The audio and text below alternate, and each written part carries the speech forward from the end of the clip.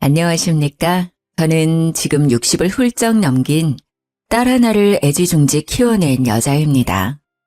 아무리 생각해도 저만큼 인생을 매일매일 사건과 사고로 쌓아올린 사람은 없는 것 같아서 이야기를 풀어보고자 이곳을 찾아와 사연을 올리게 되었습니다.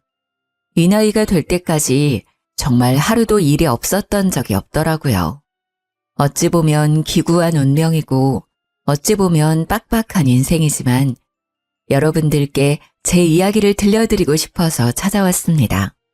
하루에도 수십 번씩 바뀌는 갈대 같은 마음처럼 제 인생이 참 여러 번 바뀌었습니다. 시작은 미약하나 끝은 창대하리라는 말처럼 제 인생의 끝이 아주 화려하길 기대해 보면서 이렇게 제 인생을 글로 풀어나가 보렵니다. 어찌 제 삶을 글 몇 줄로 끝낼 수 있겠냐마는 최대한 청취자 여러분들이 듣기 쉽도록 이야기를 써내려가겠습니다. 끝까지 들어주시고 제 인생의 끝을 여러분이 함께 해주신다면 더할 나위 없이 좋을 것 같습니다. 저는 강원도 산골에서 태어나 뒤로 10발자국만 디뎌도 산이 나오는 시골 깡촌에서 쭉 자랐습니다. 산 공기도 좋고 물소리도 졸졸 나고 가끔 가다가 들짐승이라도 마주치는 날에는 죽었다 싶을 정도로 무서워서 도망을 가야 하기도 했지만 그 시골이 참으로 정겨웠습니다. 자식을 더 낳고 싶어 했지만 저를 낳고 뭔가가 잘못되어 더 이상 자식을 가질 수 없게 된 우리 어머니는 저를 정말 금이야 오기야 키워주셨습니다. 어릴 때 저는 시골에서 사는 게 너무나도 행복했지만 점점 커갈수록 이 좁은 시골에서 자급자족하며 생활하는 것에 신물을 느끼게 되었습니다.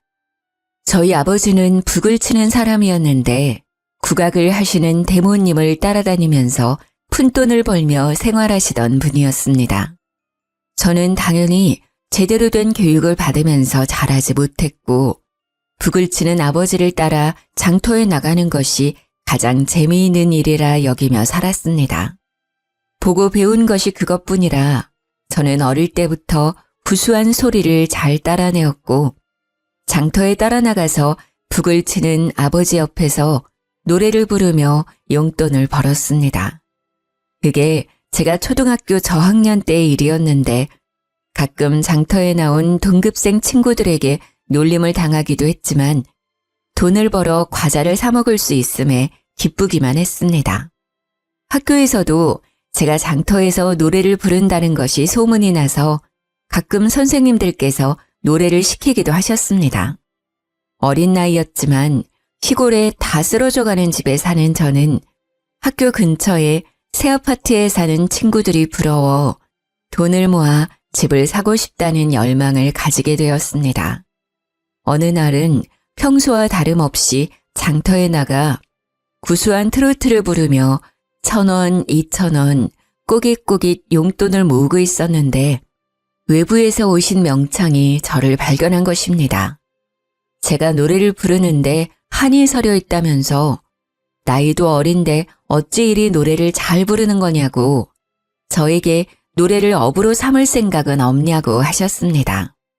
당시에 저는 돈 버는 재미에 맛이 들려 있었기 때문에 땀을 뻘뻘 흘리며 거절을 하는 아버지 옆에서 꼭 하고 싶다고 제 의견을 피력했습니다. 사탕을 잔뜩 사주겠다는 명창의 말에 이끌려 저는 노래를 제대로 배우기 시작했죠. 그 명창은 판소리를 하는 사람이었던 것이었습니다.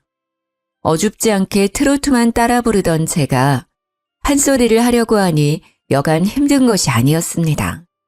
정말 TV 드라마에서 보는 것처럼 날이 추워지는 가을날, 산 중턱에 있는 폭포수에 들어가 득음을 위해 물살을 맞으며 노래를 부르기도 했습니다. 명창이 말하는 득음이 어떤 것인지도 모르는 12살 된 아이가 소리를 내고 있으니 어디 제대로 된 결과물이 바로 나오겠습니까?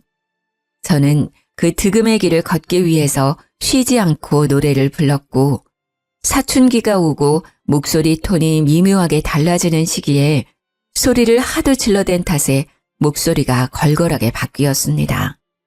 우리 아버지는 여자의 목소리가 이리 쉬어 빠져서 어쩌냐 하며 걱정을 하시면서도 명창의 소리가 나는 것 같다면서 좋아하시기도 했습니다. 목에서 피가 날 정도로 노력을 한 결과 저는 좋은 소리를 가지게 되었고 판소리계의 샛별이라는 별명까지 가지게 되었습니다. 그게 제 나이 13일 때의 일이니 아주 오래전 일이긴 하죠.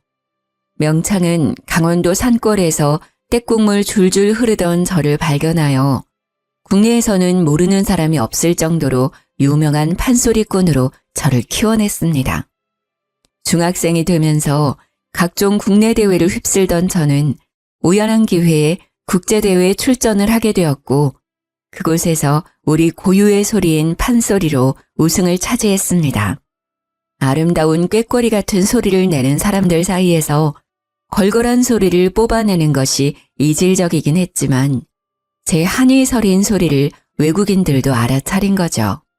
신이 내린 소리임이 틀림없다면서 저에게 과한 찬사를 보냈고 저는 국제대회 수상 이력 덕분에 이쪽 저쪽에서 초청을 받아 노래를 부르러 다녔습니다.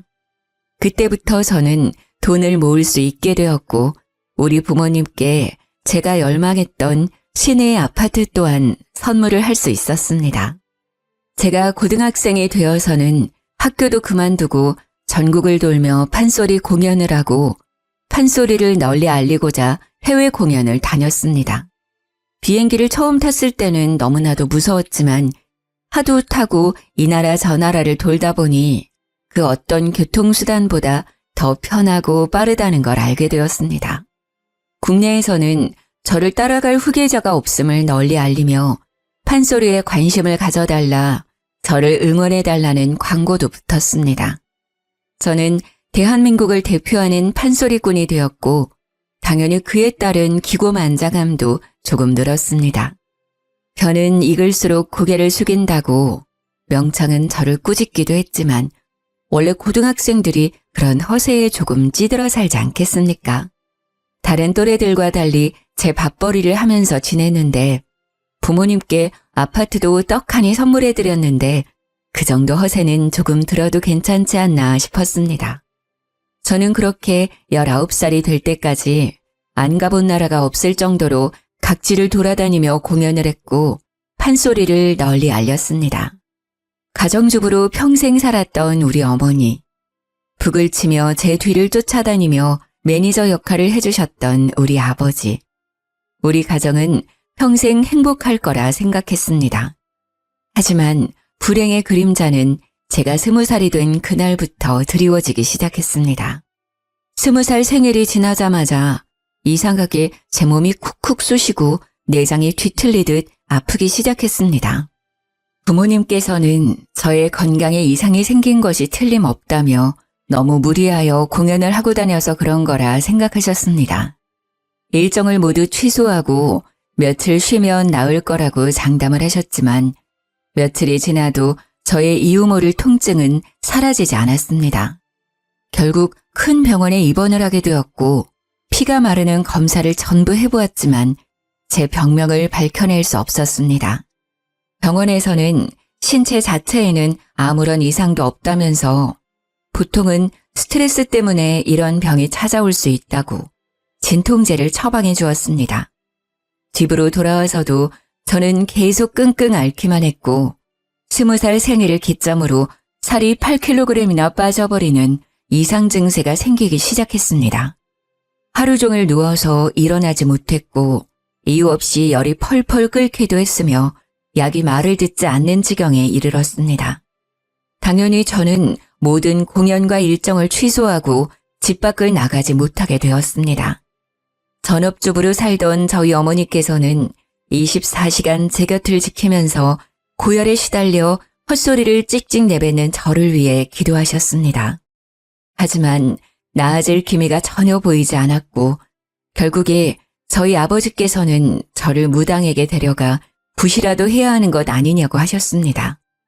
저희 어머니는 절대로 무당에게 보낼 수 없다며 약을 꾸준히 쓰다 보면 나을 것이라고 극구 반대를 했습니다. 하지만 투병을 한 지 1년이 가까워짐에도 제 병명은 그 어떤 병원에서도 밝혀내지 못했고 저는 뼈만 남은 상태로 앙상하게 변해버렸습니다. 그때의 기억은 잘 나지 않습니다. 너무나도 아팠고 매일 환청이 들렸고 누군가 제 몸을 탐내고 있었던 것 같은 기분이었습니다. 저는 이대로는 못 살겠다, 제발 죽여달라고 어머니의 손을 붙들고 매일을 울었습니다. 하나뿐인 자식을 어찌 홀로 보내겠냐며 저희 어머니께서는 버텨야 한다고 제 손을 붙잡고 매일 기도를 하셨습니다. 그렇게 1년이 지나는 시간 동안 저는 산송장으로 변했고 결국 아버지의 손에 이끌려 무당을 찾아가게 되었습니다.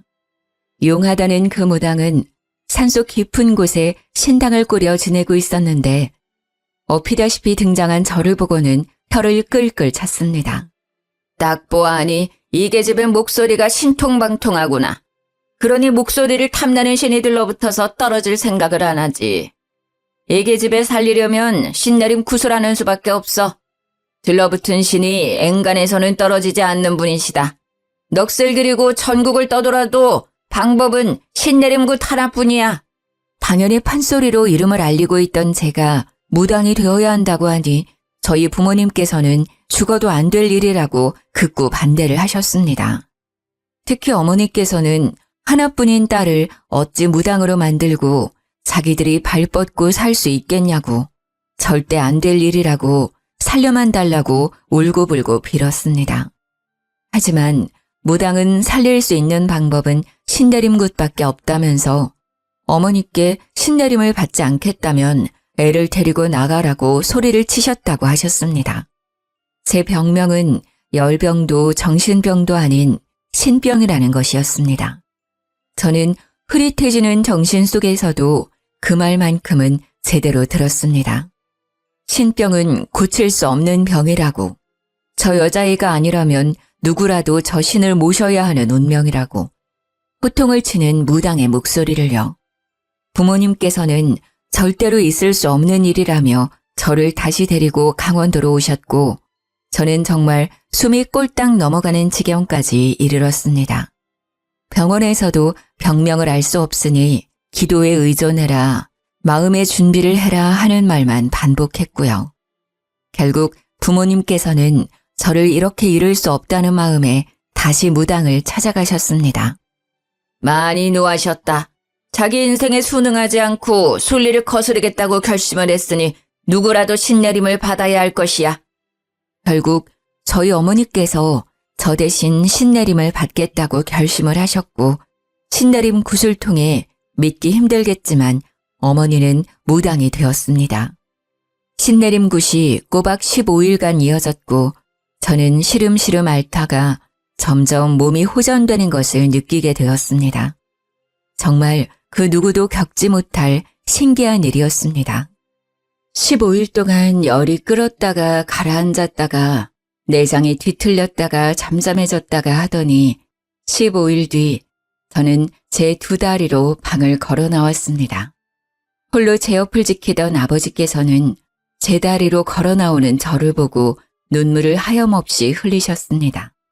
저는 정신이 맑아지는 기분을 느끼며 아버지께 그동안 고생하셨다고 이야기를 하는데 아무리 찾아도 우리 어머니가 보이지 않더라고요. 그제야 저는 어머니께서 저 대신에 신내림 굿을 받았고 무당이 되어 암자에 들어가게 되었다는 소식을 접할 수 있었습니다. 저는 저를 위해 한 몸을 희생하신 어머니의 모성애에 끊임없이 눈물을 흘렸습니다. 어머니가 너무나도 보고 싶고 그리웠습니다. 저는 며칠 지나서 몸이 정말 완벽하게 일상에 적응을 하자마자 어머니를 찾기 위해 산속에 있는 암자를 찾아갔지만 어머니를 볼 수 없었습니다. 신의 노여움이 엄청나게 컸고 저를 다시 만나면 제 몸을 집어삼킬지도 모른다고 하여 저와 만나는 것을 거부하셨기 때문이었습니다. 그 뒤로 저는 아버지와 단둘이 생계를 이어가야 했고 어머니와는 거의 생이별을 한 채 지내야만 했습니다. 신이 저를 탐내고 있다는 것이 현재 진행 중인 일이었는지 찾아가도 암자 문을 닫고 저를 만나주지 않는 어머니 때문에 어쩔 수 없이 어머니를 잊고 살아야 했습니다. 1년에 한두 번 정도 암자 전체가 개방되어 너도 나도 신을 기리며 기도를 하러 오는 사람들 속에 파묻혀 멀리서 어머니를 보는 것 말고는 볼 수 없었습니다. 저는 다시 판소리를 시작하게 되었습니다. 멀리서나마 어머니께서 제 소식을 듣고 응원을 해주시길 바라는 마음에서 말입니다. 이전처럼 명성을 되찾는다면 제 기사를 통해서 제 얼굴 한번 더 볼 수 있을 거라 생각을 하고 다시 한번 도약하기 위해 애썼습니다. 저는 명창이라는 수식어를 가지게 되었고 은퇴를 하신 선생님들의 뜻을 받들어 국내의 판소리를 전파하는 일에도 아낌없이 나서게 되었습니다. 그러던 어느 날 우연치 않게 공연을 하러 간 무대 뒤에서 한 남자를 만나게 되었습니다. 그 남자는 저와 달리 서양음악, 성악을 전공한 남자였는데 저에게 한이 서린 그 목소리가 너무나도 아름답다며 다가왔습니다. 아름다운 목소리는 성악 쪽이 아니냐고, 제 목소리는 걸걸한 거지요 하며 대꾸를 하는데 제 목소리에는 남들에게 없는 뭔가가 있다며 푹 빠져들었다고 하더라고요. 제가 했던 공연들은 빠짐없이 다 보았다면서 저에게 사인 한 장을 해주라고 혹시 연락해도 되냐고 전화번호를 알려달라고 했습니다. 판소리를 하면서 남자의 관심을 받았던 적이 별로 없었던 터라 저는 쑥스러운 마음을 숨기며 전화번호를 알려주었습니다. 그렇게 서서히 서로에 대해 관심을 두고 연락을 하기 시작했고 제가 지방에 있든 어디에 있든 보고 싶다며 달려와주는 그 남자에게 빠져들었습니다. 제가 판소리 공연 후 지쳐있을 때 활력소가 되어주고 간혹가다 보고 싶은 마음이 쑥쑥 트는 어머니의 빈자리를 채워주는 그런 남자였습니다. 공허한 마음 한구석을 늘 지니고 살았던 저에게 꽉 차는 사랑을 보여주는 그 남자를 어찌 제가 가만 놔둘 수 있었겠습니까?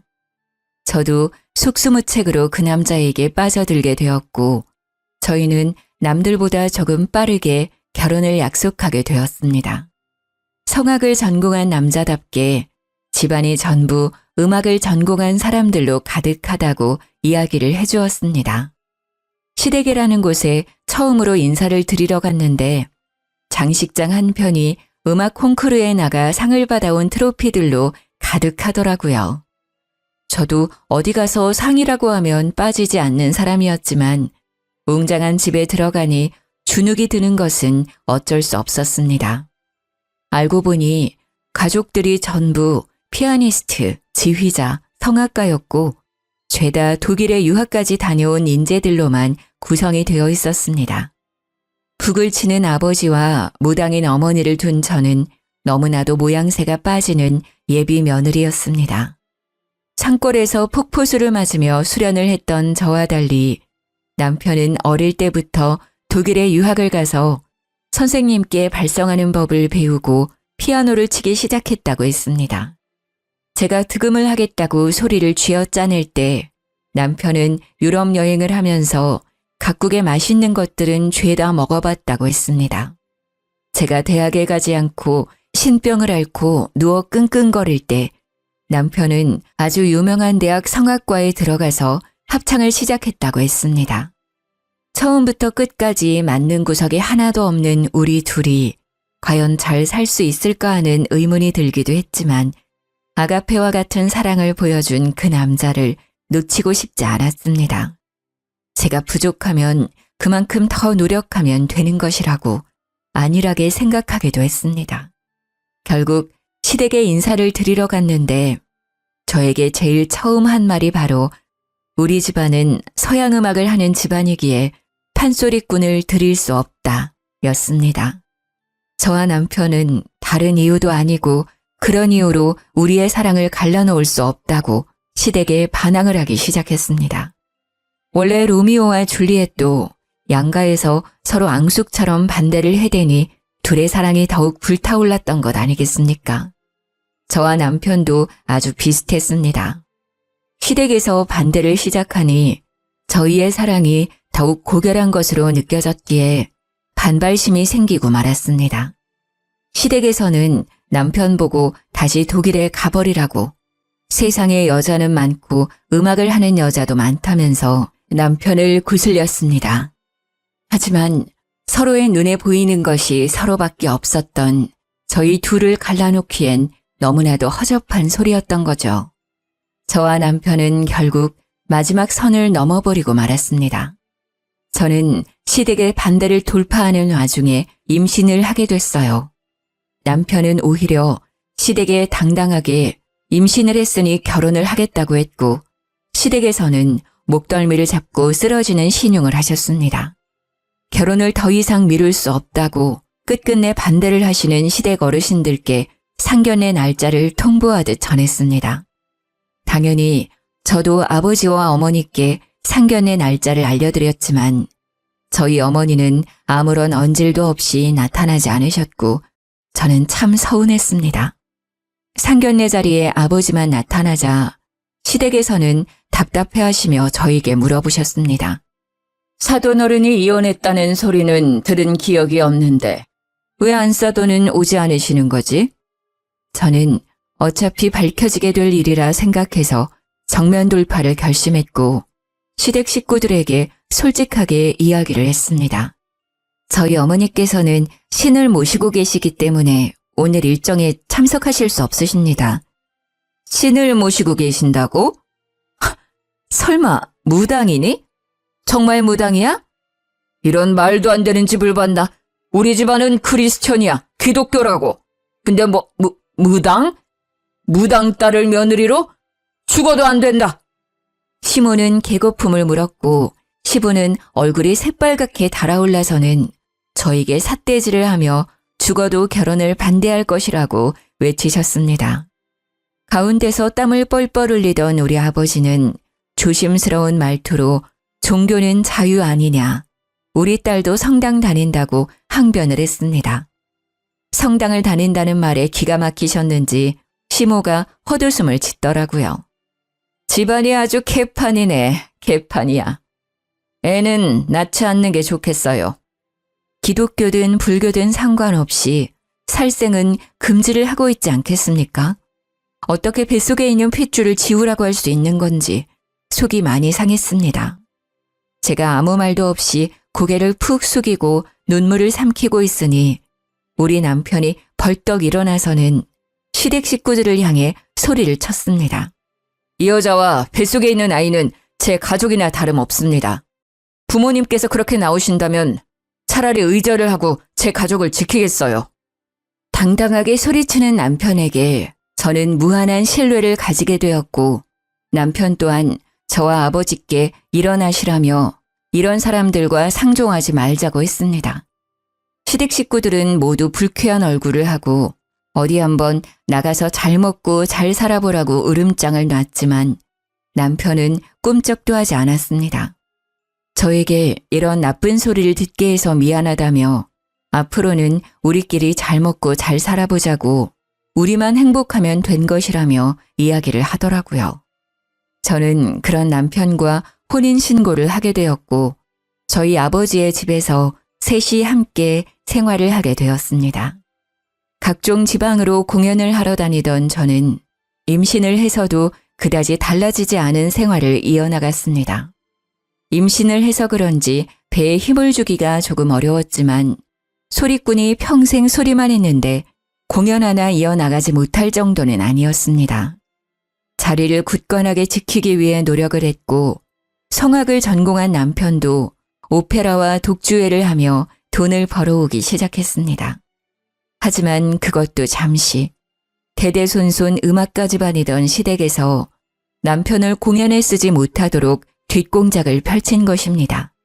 가족을 버리고 간 놈이 잘 먹고 잘 살 수 있나 보자고 일을 갈더니 결국 더럽게 손을 써서 남편은 모든 일이 끊기게 되었습니다.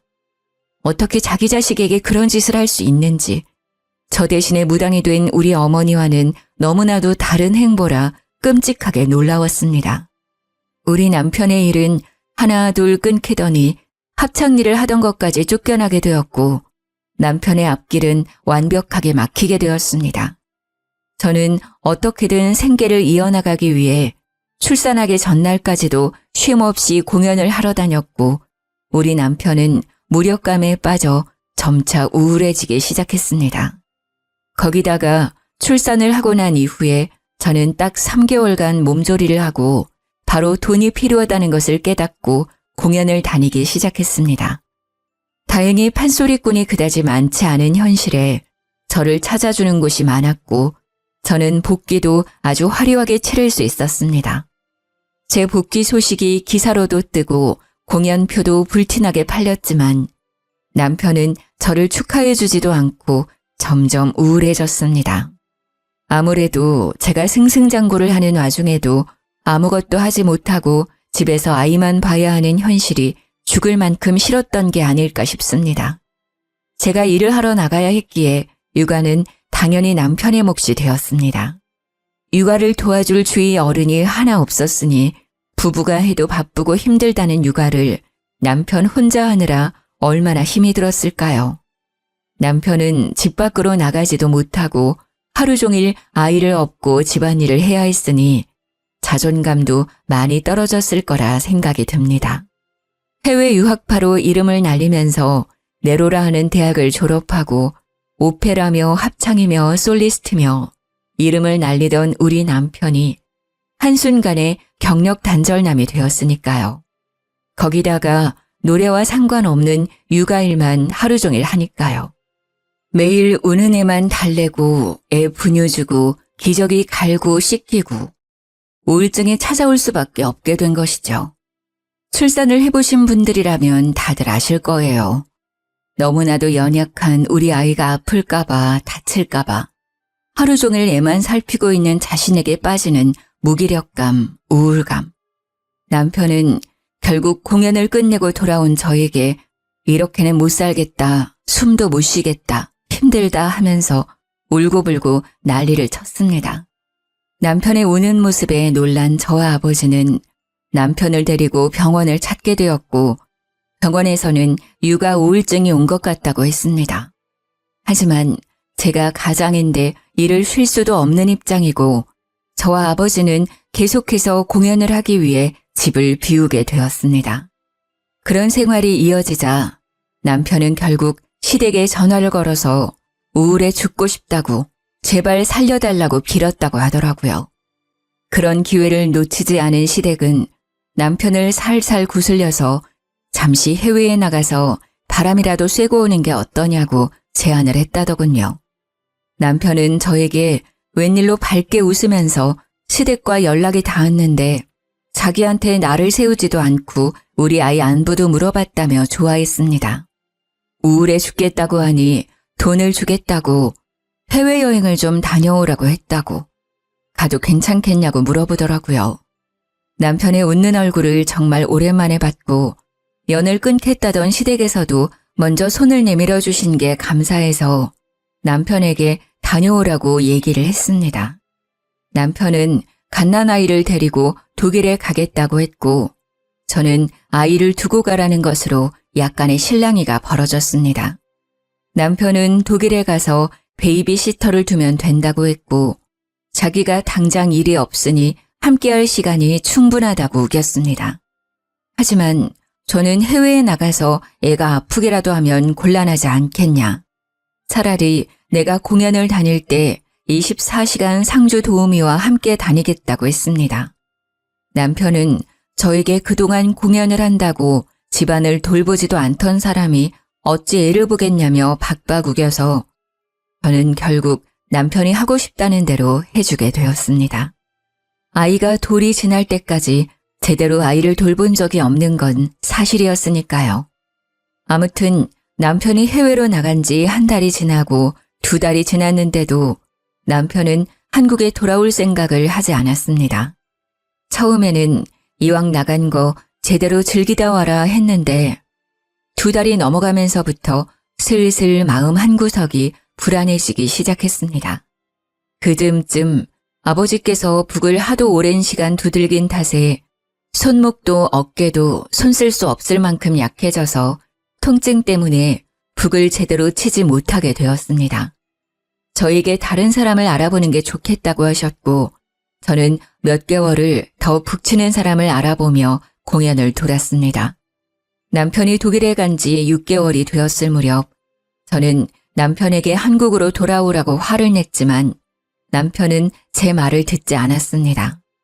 알고 보니 시부모가 해외에 있는 남편에게 모든 걸 다 제공하면서 해외에 눌어붙기를 강요하고 있었던 것이었습니다. 생활비를 전부 보태주고 집도 얻어주고 아이와 함께 생활할 수 있는 모든 편의를 시댁에서 봐주고 있었던 것이죠. 그러니 남편에게는 한국에서 얻을 수 없었던 안정과 여유가 생겼고 한국으로 돌아오고 싶지 않았던 것입니다. 게다가 독일에 있는 합창단까지 들어가서 공연을 시작했더라고요. 시댁에서는 남편이 일을 할 수 있도록 계속해서 뒤에서 일거리를 물어다 주었습니다. 저 같아도 그런 생활을 할 수 있다면 한국에 들어오지 않고 싶겠더라고요. 아버지는 북을 더 이상 칠 수 없게 되어 어머니가 계신 암자 근처에서 생활을 하고 싶다고 하셨습니다. 남편은 저에게 아이가 보고 싶지도 않냐며 독일에 들어오기를 바랐고 저는 결국 한국에서의 생활을 정리하고 독일로 떠나기로 결심을 했습니다. 물론 제 공연을 담당해주던 매니지먼트나 명창들이 저를 말리면서 다시 생각해보라고 몇 번이나 끈질기게 회유를 했지만 저는 가족을 버릴 수 없었습니다. 남편이 본인 가족을 버리고 저에게 왔듯이 저도 제 가족을 위해 떠나야 할 시기라고 생각을 했습니다. 게다가 제가 해외에서 판소리 공연을 다녔던 적도 있으니 무대를 해외로 옮기면 된다는 아니란 생각을 하고 떠나게 되었습니다. 제가 독일에 가니 살도 오르고 부쩍 밝아진 남편이 저를 맞이해 주더라고요. 다른 것보다 남편의 좋아진 얼굴을 보니까 독일에 오길 잘했다는 생각이 들어서 가정에 충실해야겠다는 생각을 하게 되었습니다. 저는 한국에 있는 매니지먼트의 도움을 받아서 해외에서도 판소리 공연을 할 수 있는 자리를 알아보기 시작했습니다. 하지만 생각보다 해외에서 초청 공연의 기회 말고는 제 판소리 공연을 할 만큼의 기회가 주어지지 않았고 저는 점점 일이 끊기게 되었습니다. 판소리에 대한 해외의 관심이 아주 잠깐이었고 후배들이 치고 올라왔기에 제가 뛰어다닐 만한 무대가 주어지지 않았습니다. 엎친 데 덮친 격으로 제가 독일에 들어갔다는 이야기가 시댁의 귀에 들어가게 되면서 시댁에서는 다시 한번 남편의 목줄을 죄기 시작했습니다. 남편이 하던 일을 모조리 끊어버린 것입니다. 남편은 실력이 나빴던 것은 아니지만 쟁쟁한 사람들 사이에서는 눈에 띄는 실력을 가진 것이 아니었습니다. 그러다 보니 시댁의 도움이 사라지자 점차 일이 끊어지게 되었고 제가 판소리로 돈을 벌 수 있는 상황이 아니다 보니 생활고에 시달리게 되었습니다. 시댁에서는 이참에 집세를 내주던 것도 생활비를 지원해 주던 것도 모조리 다 제약을 걸어버렸고 저는 무기력해진 남편의 모습을 다시 한번 봐야 했습니다. 어떻게든 우리 가족이 먹고 살 만큼의 돈이 필요했기에 저는 독일에서 아이들을 돌보는 시터 일을 시작하게 되었습니다. 남편과 달리 독일어를 전혀 할 줄 몰랐던 저는 독일에 있는 한인 아이들의 등하교와 방과 후 시간을 기다리며 아이들의 간식을 챙겨주는 시터 일을 했습니다. 그러다 보니 월급이 생각보다 많지 않았고 정작 우리 아이는 제대로 된 음식을 먹지 못하는 지경까지 이르렀습니다. 저는 남편에게 다시 한국으로 가자. 내가 판소리를 해서 돈을 벌어오는 게 더 좋을 것 같다고 구슬렸습니다.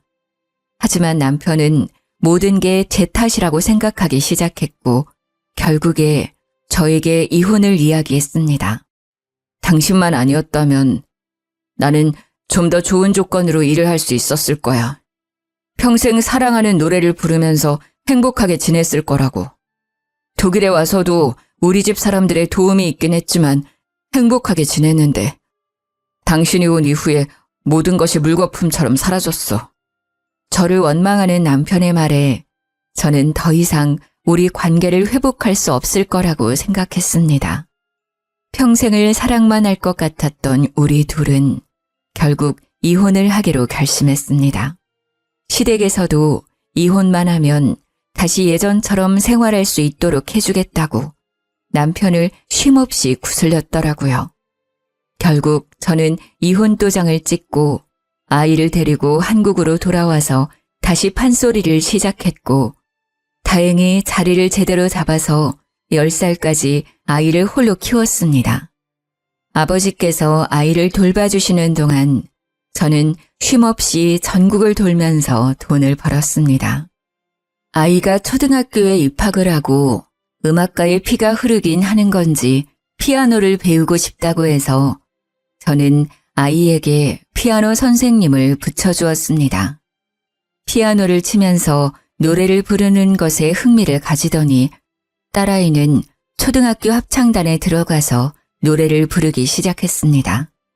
그런데 정말 피는 못 속인다고 아이가 노래를 너무나도 잘 부르는 것이 아니겠습니까? 목소리가 옥구슬이 굴러가는 것 같은 청아한 소리를 내는데 제가 들어도 남들보다 훨씬 수준 높은 가창력을 뽐내더군요. 합창단 선생님도 같은 생각이었는지 아이가 노래를 부르는 것을 영상으로 찍어서 그때 당시에 유명한 동영상 사이트에 아이의 영상을 올렸습니다. 방송국에서도 영재가 틀림없다며 합창단 제의가 오고 아이를 취재하고 싶다면서 이리저리 찾아오곤 했습니다.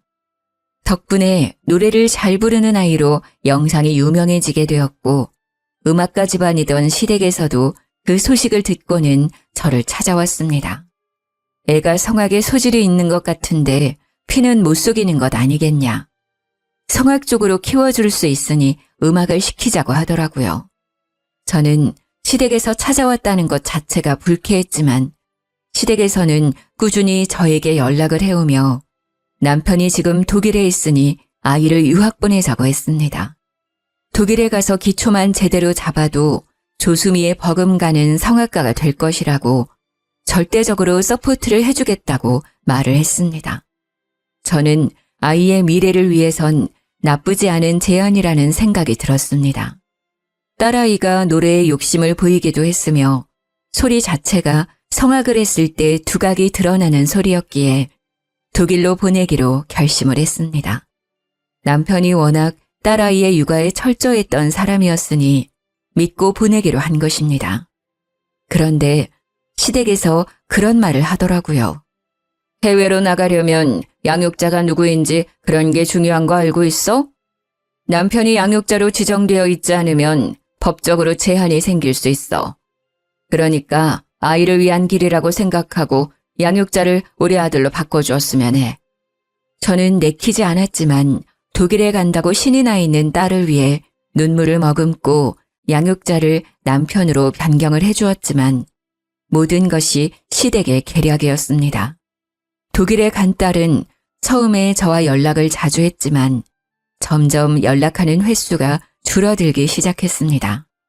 한동안 연락 없는 딸이 걱정되어 전화를 걸어보니 없는 번호라고 나오는 것이 아니겠습니까?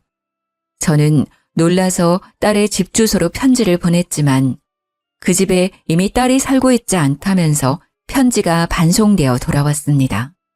저는 시댁에 연락을 하고 찾아도 가보고 딸의 행방을 알려달라, 번호 아니면 편지라도 쓸 수 있게 주소를 알려달라고 했지만 그들은 저를 완벽하게 무시했습니다. 저는 결국 딸과 연락을 할 수 있는 방법을 찾지 못했고 그대로 딸을 잃어버린 어미가 되었습니다. 결국 매니지먼트사를 통해서 뒤에서 몰래 남편의 행방을 찾으러 다녔습니다.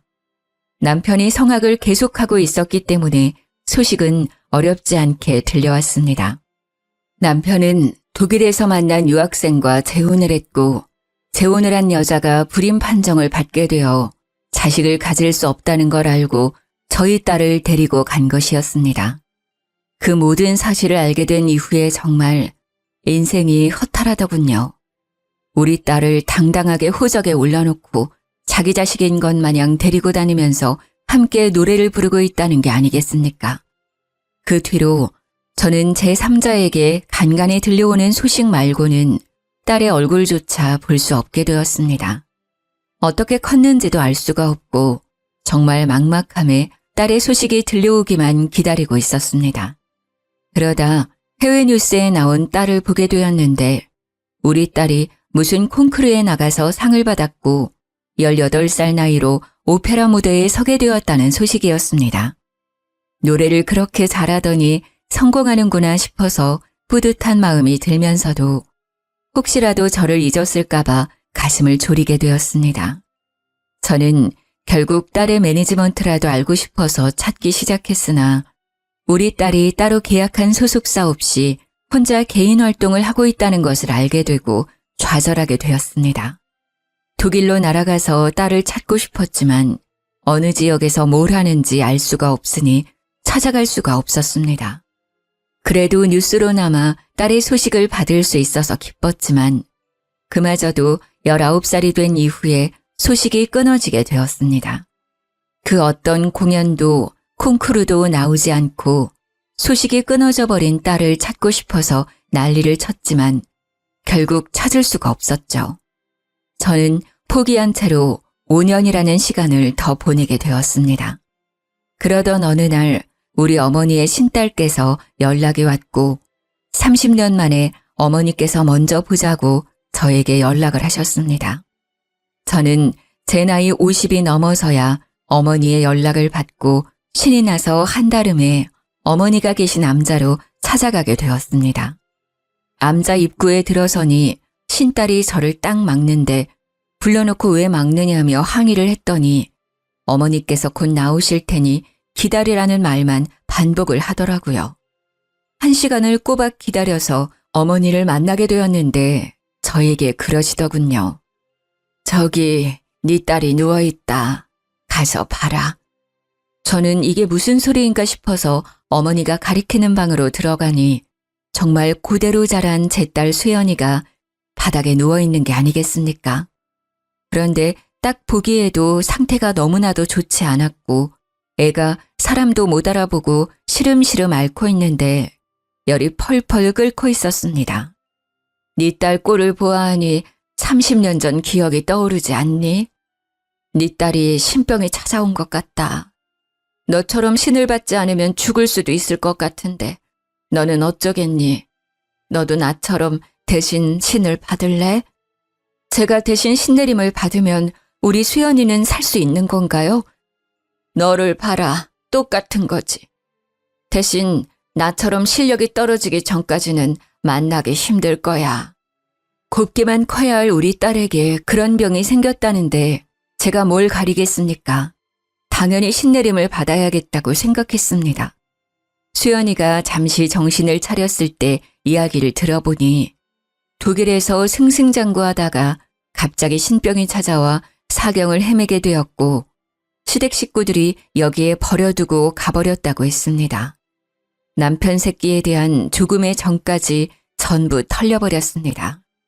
저는 딸과 대화를 통해 그간 쌓인 오해를 풀었고 신내림을 대신 받기로 결심을 했습니다.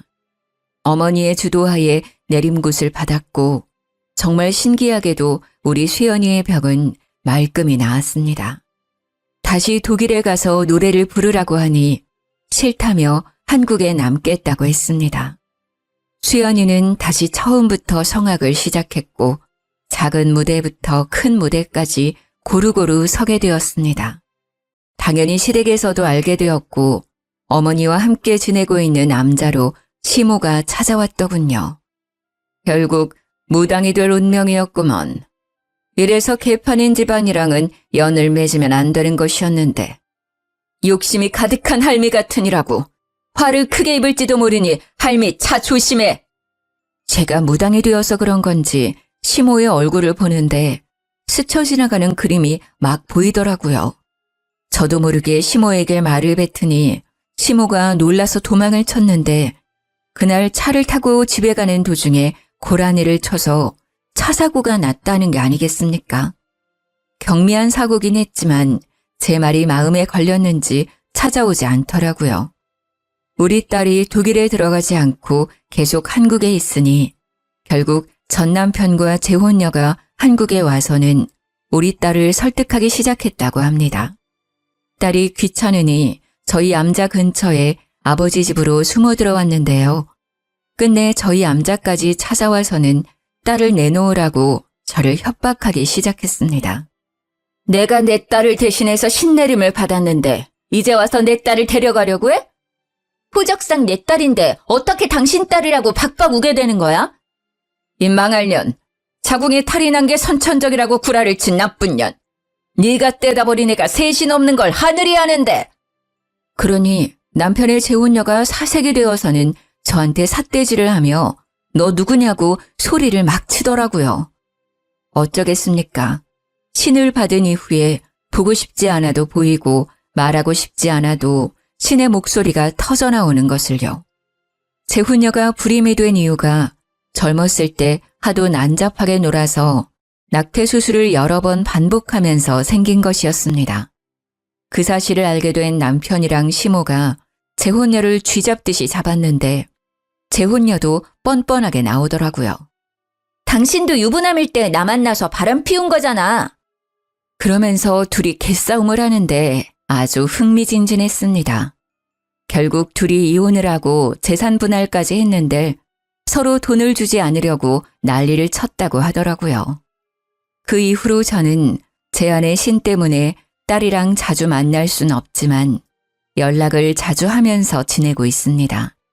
말년에 어머니와 함께 지낼 수 있어 행복하고 아버지와도 자주 만날 수 있어서 행복하게 지내고 있습니다.